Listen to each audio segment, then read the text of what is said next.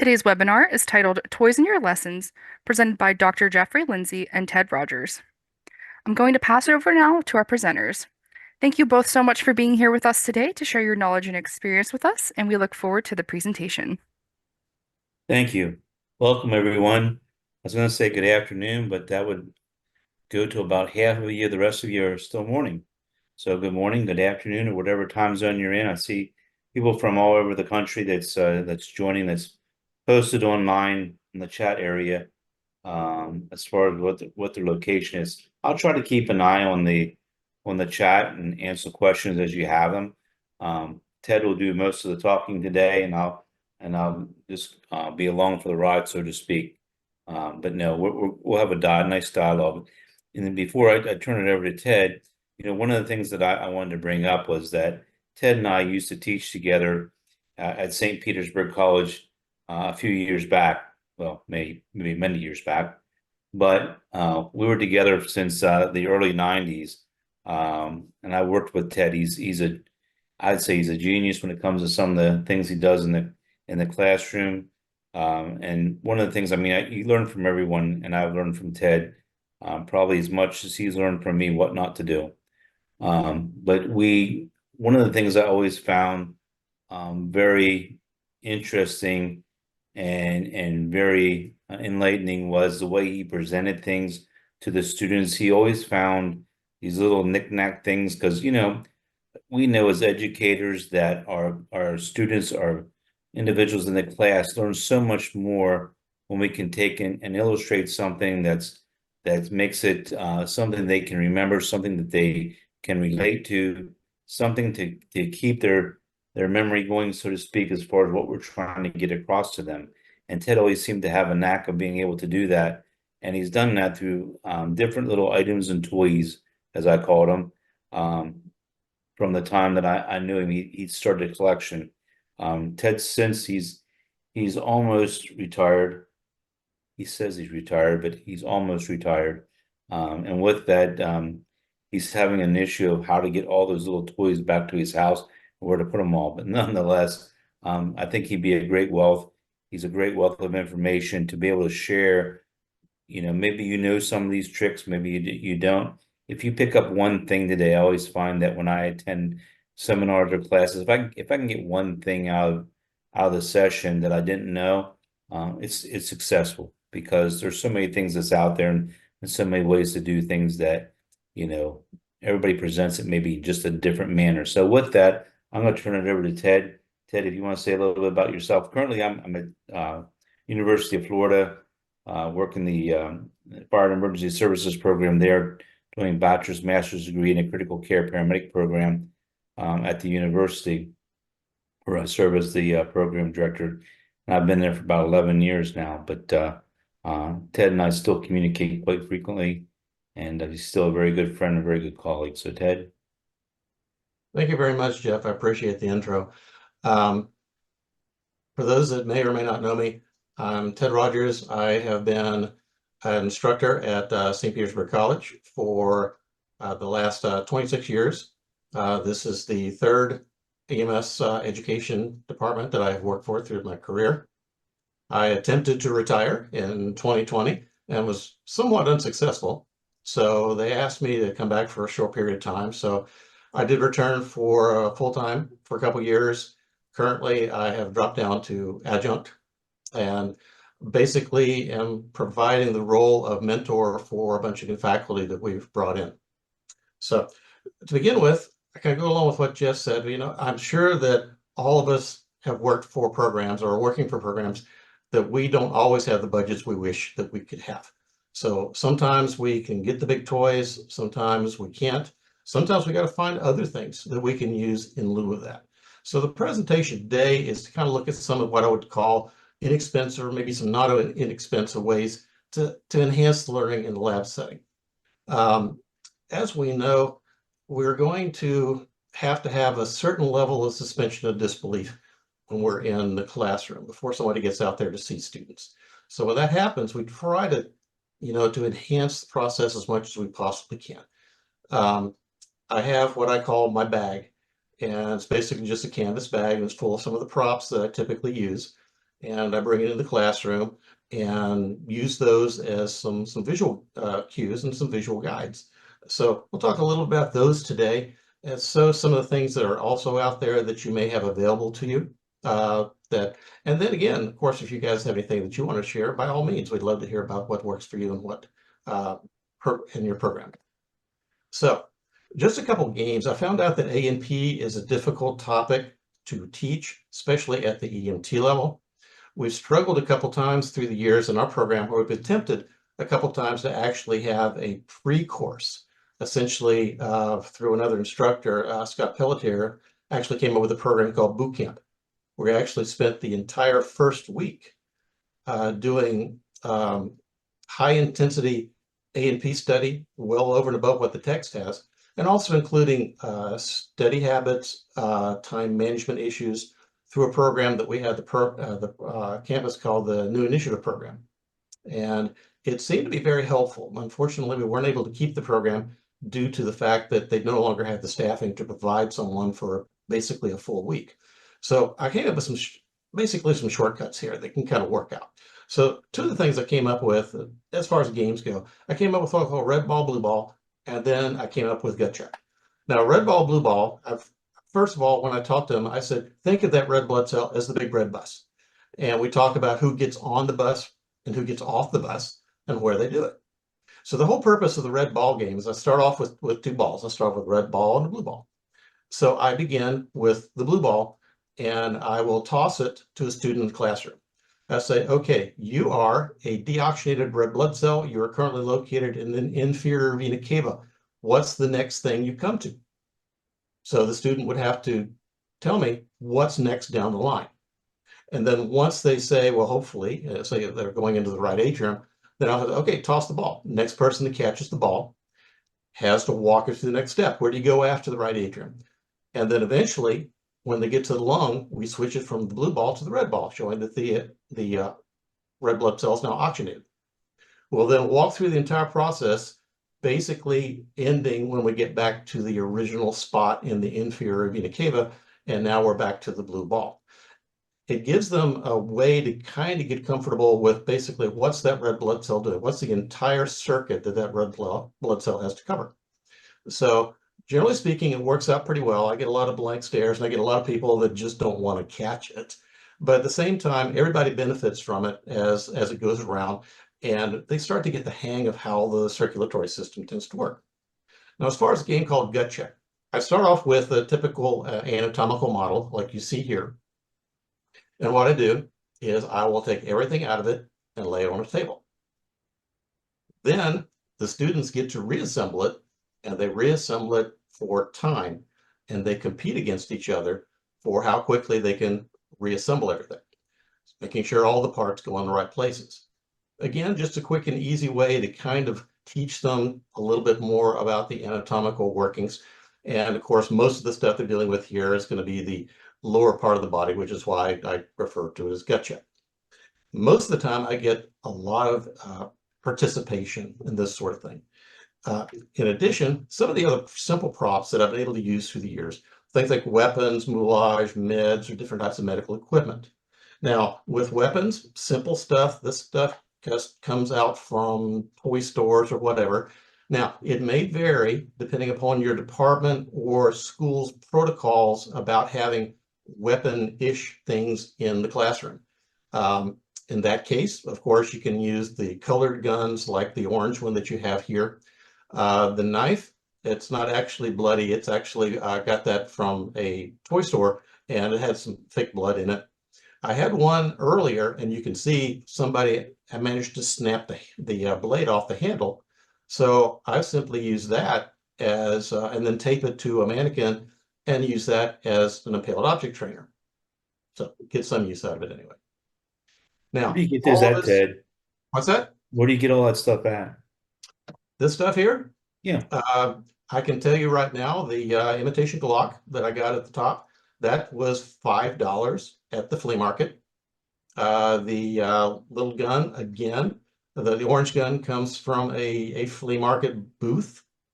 And the knife I actually got at a Halloween store, which I found is a great place to get some cheap stuff. that you can use in the classroom. Now, all of us have used this stuff here, and this stuff can get pretty expensive. Now, the blood splatters that you see that I have on the table, some of those actually came from a Halloween store as well. And you can usually get a pretty good variety of stuff there if you want to hit it up the day after Halloween, because everything goes 50% off. And I've managed to get, as you can see, I've gotten limbs, I've gotten gunshot wounds, I've gotten lacerations, I've gotten basic makeup kits. So a lot of stuff that you can get there. They also stock fake blood in quart containers. I have an instructor that used to work for us that every year that if we had lab fall on Halloween, he would have this Jason style scenario that he would put together and basically burn through we literally got all the stock from one of the spirits as far as their fake blood, got everything they had in the store, and he used it pretty much on this one scenario. It was quite a mess. Thank God we had tile in the classroom, not carpet. But again, after Halloween, picked up things from Walmart. I've picked up things from the spirit store. Generally speaking, you can pick up a lot of wounds and stuff like that relatively cheap after everything goes on sale. Now, as far as the syringes and stuff like that, well, basic things. Whenever we're trying to simulate, say, a drug overdose or something like that, we would simply use a cath on there, so it eliminates any potential issues as far as using needles. One of the things that I particularly like to do is I'll like to hide this somewhere on the patient or mannequin that we're using in the scenario. Another thing I will typically do is I will hide a weapon on the mannequin in the scenario so that they can be aware of the fact that it's quite possible that you may have a patient that has a weapon on them. And not necessarily an illicit weapon. There's a significant number of people out there that are legitimately carrying weapons with permits or have constitutional carry states. So we also talk about things like how to make a gun safe and talk about the importance of seeing that if your department should establish some type of protocol as far as what to do if you do find a weapon on a patient. I'll also go along with this where I'll actually put some marks on the arm to indicate track marks. Just take a Penrose drain or a tourniquet and lay it down on the ground. We have another instructor that basically burnt a spoon to imitate that, for drug use. So simple things like that that you can use. Now, as far as medications go, obviously, you can get old bottles from different sources. One thing that we would do is somebody, I'm not really sure where, but they managed to obtain an entire box of prescription bottles, brand new, unlabeled. So what we did was we actually, using pretty much a word processor, word program, is we actually recreated labels for these bottles, and then we would attach them, and then we could simply make new labels depending upon what our needs were for that particular lab. Now, as far as old medications, we do have some that get donated to us by, say, I've gotten some old EpiPens and stuff like that from students. Of course, any medication that you have would have, if you're using simply the bottle, obviously the bottle would need to be swapped out.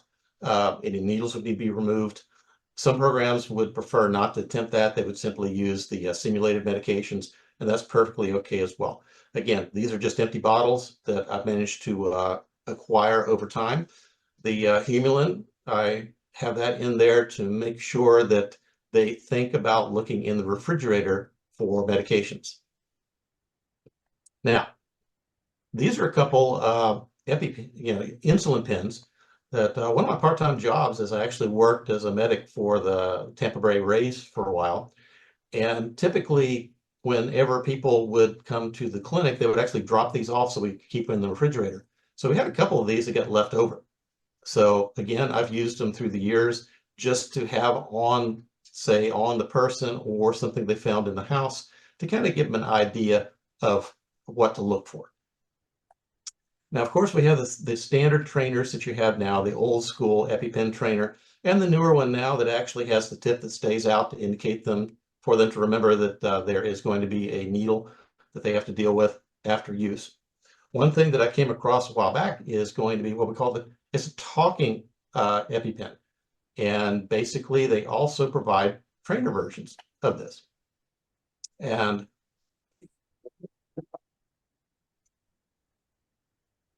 this trainer contains no needle or drug.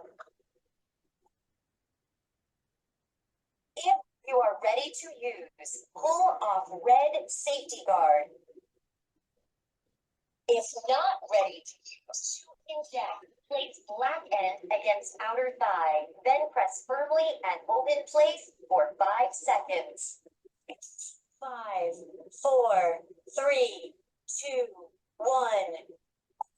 Injection complete.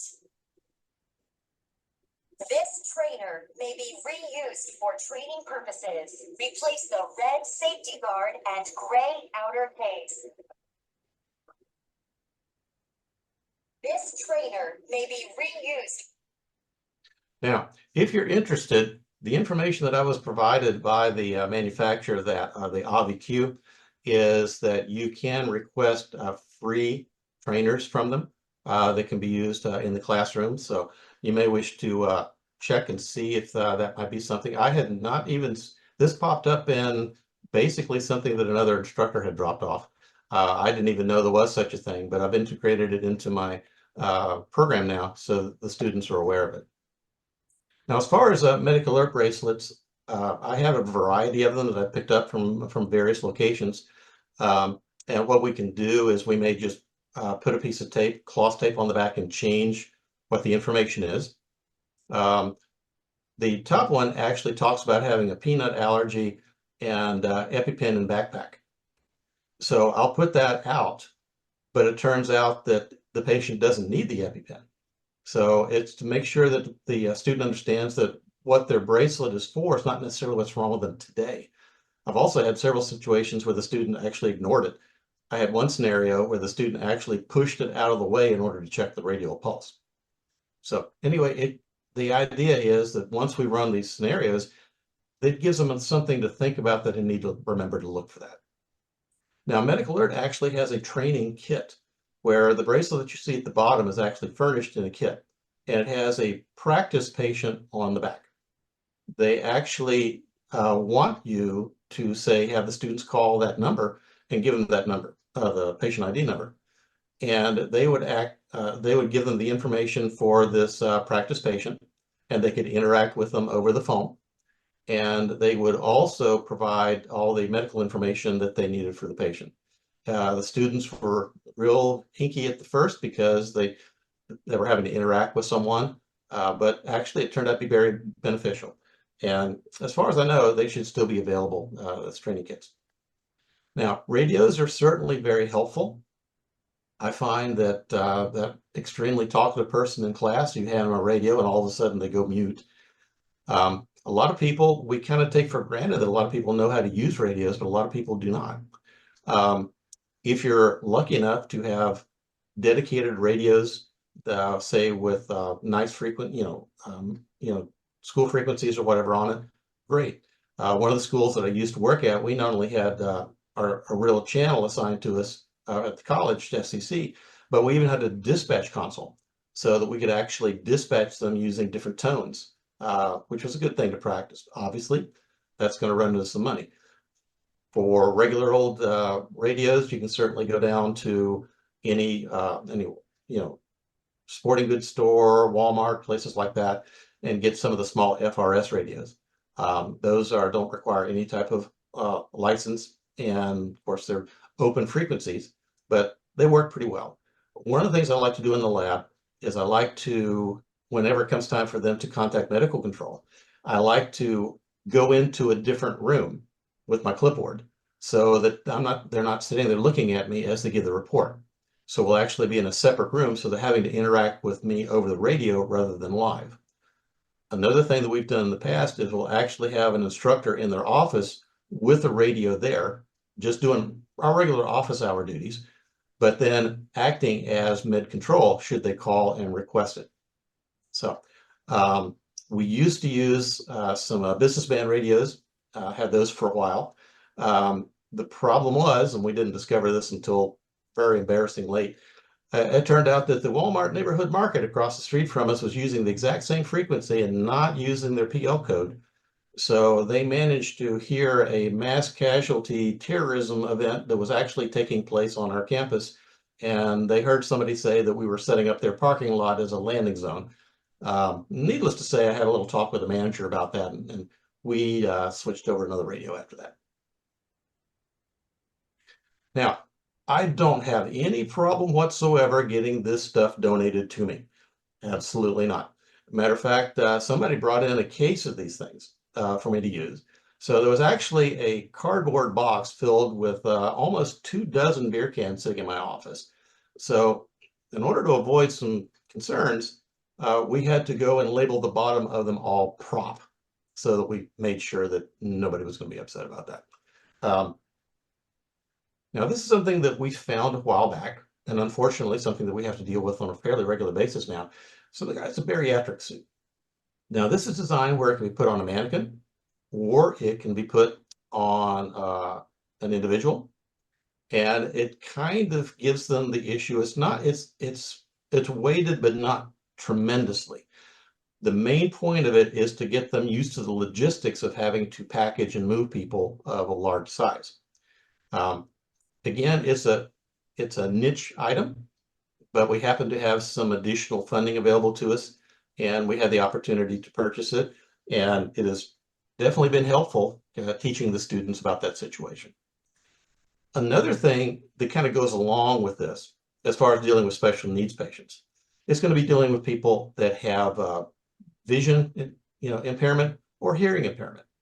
Well, a simple one for vision is we simply take a pair of eye protection and then just smear a small layer of Vaseline or maybe put some tape over it so that they can see colors and shapes, but they can't make out anything more than that. And then have the student wear it, and then have another student help them move around, sit, or whatever around the room. As far as for hearing loss, it's most simple thing to do for that is just a pair of like shooting muffs or earplugs, and that also helps the student kind of get an idea of what it's like. I really try to emphasize, if you have a patient that is normally sighted and you've had to cover their eyes for whatever reason, that person is going to be a whole lot more challenging to deal with than somebody who is vision impaired all the time. So I try to use that as an example for the students to understand, to be aware of what some of the things that may be going on. Now, when we do MCI exercises, sometimes they're not always that easy. We can use students, we can use mannequins, but sometimes we just don't have enough that we can really do a good one. Well, this is a kit we got a while back from a company called NAEMSE. And basically it's inflatable patients designed specifically for use for mass casualty. Whenever we're ready to use them, we simply hook them up to a standard air pump, same as you would use on an air mattress, inflate them, and then you have a sleeve in there where you can actually insert the information about them. You can use standard triage tags on them, however you wish. One of the things that's a little bit shortcoming about tabletop exercises, which we do those as well, is there's not the logistical issues of having to actually package and move patients from where they're found to treatment areas to transport areas, etc. And this is something that's relatively inexpensive that is easy to do. Now, as far as tabletop, I do the Matchbox thing. We had a scenario years ago that we used for countywide MCI training, and it was basically just a picture. And I took the exact layout that they had on the picture and put it on a large piece of cardboard and then scaled it so that these vehicles would fit.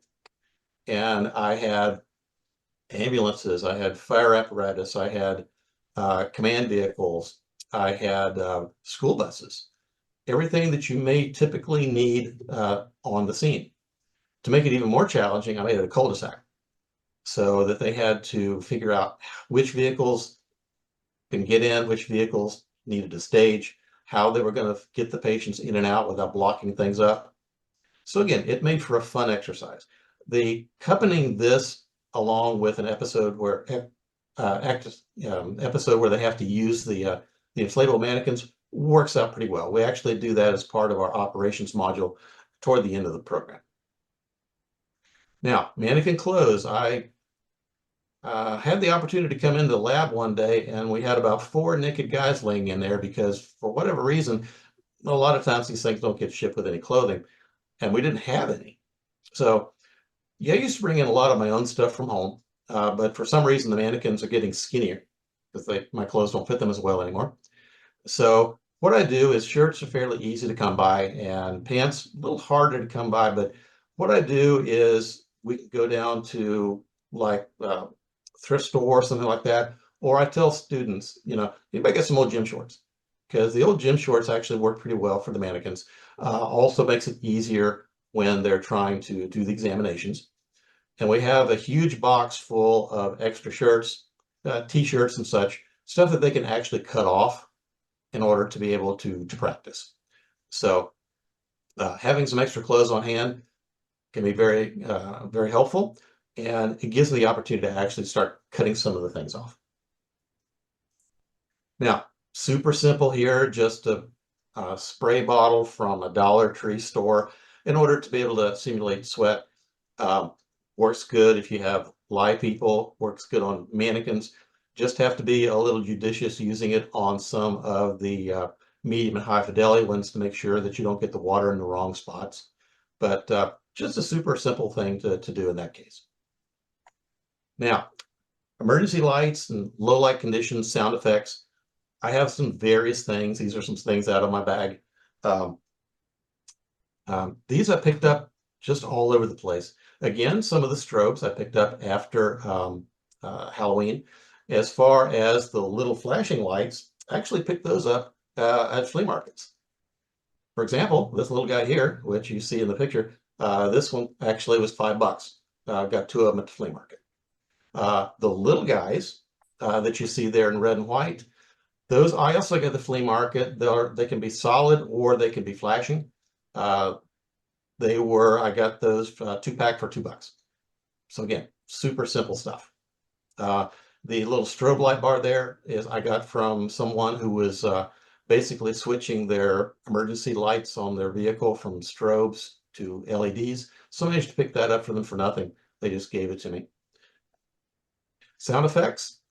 Sometimes we'll have, if it's like for hurricanes and stuff like that, we'll have sound effects that we have through the computer. We have speakers, of course, in the classroom that we can run through the bunker.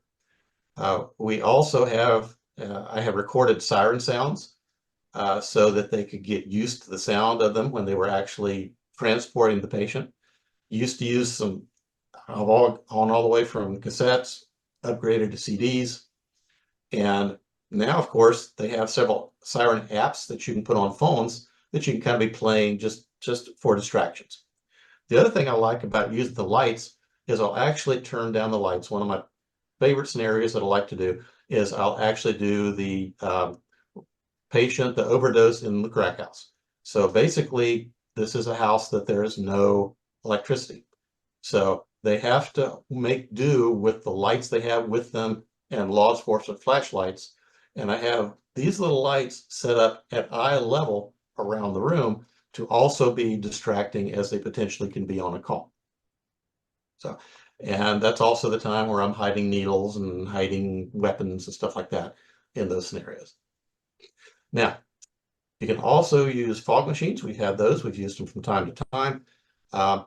Be careful to determine what type of smoke unit your system will allow.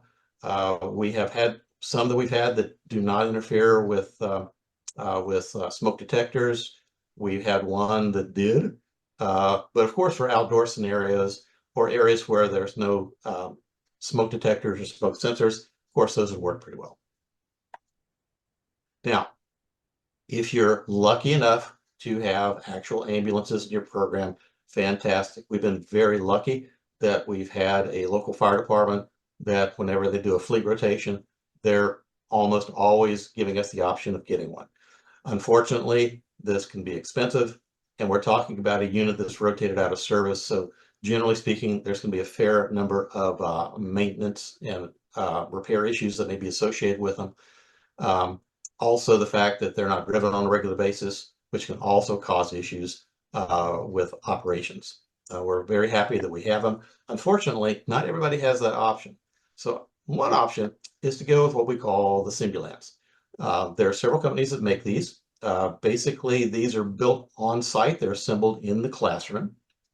And there is a panel, side panel, which you see in this case is removed so that we can view what's going on inside.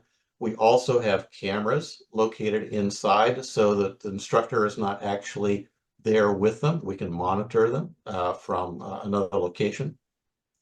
So, and again, they work very well, and they are a little bit more expensive, of course, obviously, but they're very helpful if you have the ability to get them. We have two of these. We have located, we actually teach on 3 different campuses. We have these on 2 of them. Now, long before we had the budget for these, and long before we actually had any real ambulances, we built this guy. This is actually an ambulance interior that we built and placed in the classroom. This is all built out of plywood. And we had one ambulance that we had that the cabinetry shop actually went out there and took measurements in order to be able to put this together. So it came back to us very basic. The side on the left there, that's actually the wall of the classroom that you see there. That's actually only has that one side. Fortunately, in this particular classroom, since it was set up for health programs, we actually had O2 and suction outlets on the wall. So we were able to position this on the wall so that the suction and O2 outlets were actually located where they would be in the back of the apparatus. For the squad bench, we simply used an old stretcher mattress because it's just the perfect size. In addition, we just put on the inside, like I said, we just put a standard chair in there and also some space in there for a jump seat. When they shipped it to us, it was just basic. Literally, I built this myself as far as all the lettering, the painting, the lights. We had a whole box full of old lenses we just happened to have in stock. So I was able to build all this stuff. The cabinet shop, after they finished building it, they actually covered it in Formica, which made it easier to clean and to maintain. Then we just took some little 3M hooks and stuck them on the walls inside to hang IVs on. So this is actually used for several years. It's currently in storage, and we are probably going to move it to our 3rd location where they're currently remodeling classroom space. And once we have permanent classroom space, we'll probably be moving it up there to put it back into service. Now, excuse me just a moment. This is something that I found out about through one of our adjuncts. One of the things that we sometimes have trouble teaching is the concept of active versus passive respiration. So this little thing here was actually, I saw one built by one of my other instructors, Dr. Karen McCauley, and it's super simple. This can actually be built out of just 3 straws and a plastic bottle and some balloons. It works very well. And I'll run this for you just to kind of give you an idea of how to put this together. It takes maybe 10 minutes.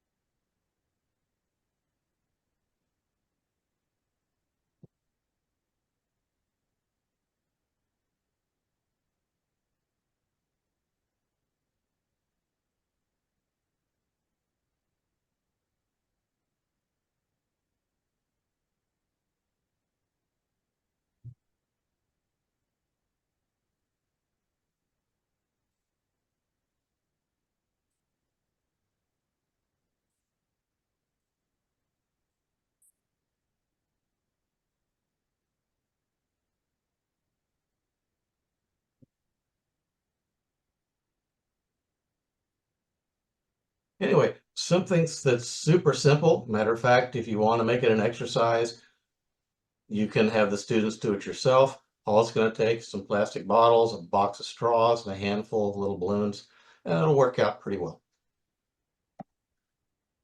Now, excuse me just a sec here. Next. Now, something that I actually found out about when I was working with some competition teams with the ClinCon conference in Florida is a quick way to make an IV arm. Now, of course, we all have our task trainers that we use, but again, over time, they get used up. Replacement skins can be expensive. Replacement veins can be expensive. So this was something that we put together real super simple. Basically, I put this one together last night in about 5 minutes. What it consists of is it consists of just a plastic water bottle. You cut 2 slits in the bottle right here. Then you take a straw and feed it through each of them. The outer covering is actually a piece of moleskin. So this allows them to start lines. It allows them to flow it without having to do damage to your regular, more expensive task trainers. This would be something that maybe you could just use for some basic scenarios. One of the things that I meant to show you earlier, I apologize, this is my weapons category. Anybody remember these? When you're growing up, I got a few of those I found. These things are kind of hard to come by these days. When I find one at a toy store somewhere, I'll buy like about 3 of them so they don't break too easily. So another thing that I found was a little hard to explain to students, especially we're talking about things like activated charcoal, was adsorption versus absorption. So one of the things that I found out that worked pretty well for that was to use a sponge. And what I'll do is I'll take a sponge, wet it, but then wring it out real good. And then I'll pour a little bit of water on top of the table. And then I'll sweep the water up with the sponge. And I'll say that's absorption because the material is getting into the sponge itself. It's soaking into the sponge. Now take the same thing. I'll wring it out, have a damp sponge. I'll put a little bit of sand or some powder or something on the table.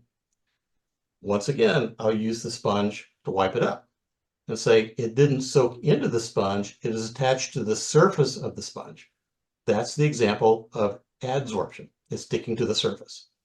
A quick and simple analogy that seemed to work for the students. They could understand the concept. One soaks it in, the other attaches it to the surface. Now, one other thing I wanted to mention here, and I unfortunately didn't have a slide for it, but I want to mention here, is a product called Glow Germ, G-L-O Germ. It is a powder and liquid product. Mostly it's ground PVC that you have the students put it on their hands, and we'll typically have them do it after we show them a proper hand washing video. Then they'll put it on their hands, and we'll have them go to the restroom, or we have sinks in the classroom, and go ahead and scrub their hands real good using proper technique. When they come back into the classroom, we'll put their hands under UV light, and any areas that they missed will glow under UV light. Gets the point across very well. Not tremendously expensive, and a little bit lasts a long time. We found a couple things that we've had people that have it all over their watch. They will have it up past their elbow.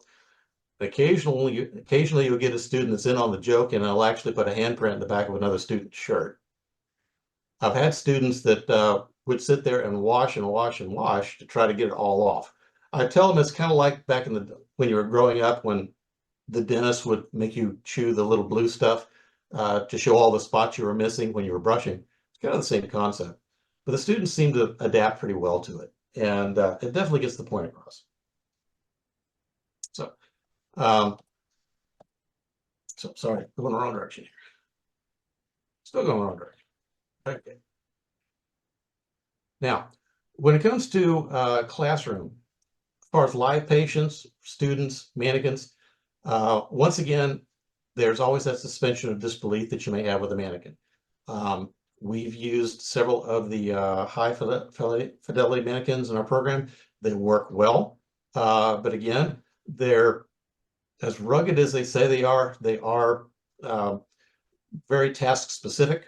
And one thing that you can also do is, even though they may take blood pressures and such, you just don't get quite the feedback that you would get if you're using a real patient. So one of the things that I would typically do is I'd actually have the students play patients. We would give them, of course, the scenario beforehand. Sometimes we'd have them written. Sometimes we just make them up on the spot. We have a physician assistant program on our campus affiliated with Baylor University.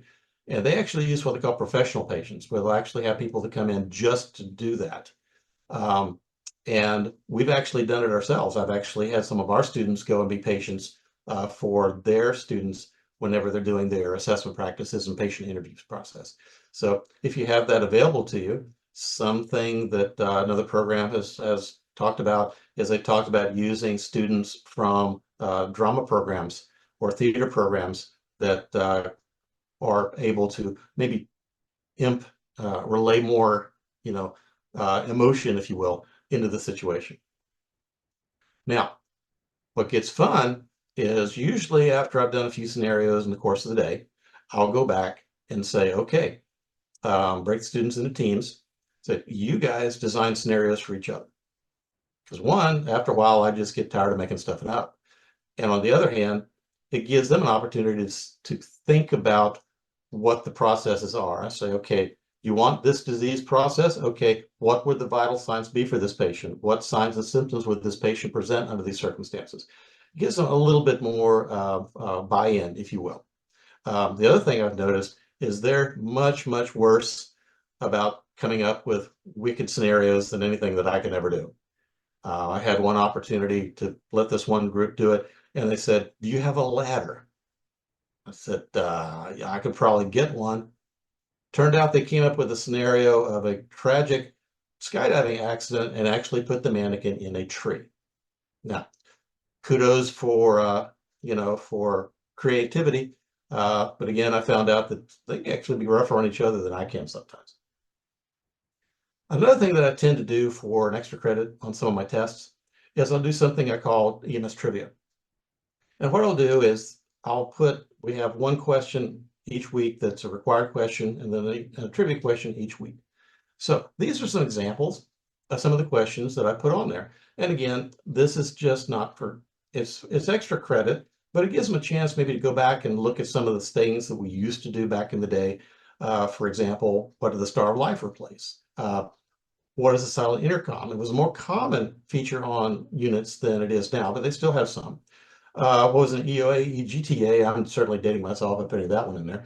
Also sometimes talk about Thomas traction splints. But also kind of the fun one, like what was the origin of Annie's face and the story about how that all came about. So those are some of the things that I'll throw out. Another thing that I like to do as far as the lab is I do what I call altered mental status day, where I have about 6 different scenarios where the patient presents the exact same way, basically in a backyard, with a neighbor that can provide some very basic information. So the neighbor basically saw him working in the garden, stagger around, tried to get back to the house and falls down. And I have everything from diabetic to seizure to CVA to heat. I have all these different scenarios which basically all present with a 45-year-old male found unresponsive to anything but painful stimuli in a backyard. As I walk through the process, I find out that they're always looking for what was on the last one. So if they have an unconscious patient and the last one was diabetic, they remember to take blood sugar. If the last one was a CVA, they remember to make sure they check the pulse motor sensories. So it builds as we walk through these different scenarios, and they start to remember, okay, to rule this out, I have to do this. To rule this out, I have to do that. And I found out that that actually works pretty good. So altered mental status day is one of my fun days that I have in lab. So, and of course, we all know the first rule of EMS, I always teach, eat the fries first, because you can pretty much eat anything else cold after the end of the call or do a microwave. Fries, nah, not so much. So that's pretty much, I appreciate your attention. And I hope some of these tips or things thrown out there that maybe it'll help you sometime down the road. And I appreciate your attention today. Jeff? Great job, Ted. So I was watching the comments, there were a few comments that came up, pretty much you hit everything they were talking about too. One of the things that somebody brought up was about using Smarties for aspirin. You ever done that? I'll tell you that, yes, I have, and something that I forgot to put in there because I forgot to get some. When we're doing nitro, we tend to do Tic Tacs and Binaca, so that they can actually administer it to each other as live patients. And they come out of the class with better knowledge and better breath. Great. Well, a lot of the participants are saying thank you. It was a great presentation. It's always interesting. Like I said, Ted's been around for a while, but he's done a lot of things, and he brings a point home with some of these things he's done. And I just think it was something we wanted to share with each of you. I had the opportunity of working with Ted for a number of years and learned a lot from him also. So with that, unless you guys have additional questions, we thank you and have a great day today, and we'll talk to you another day.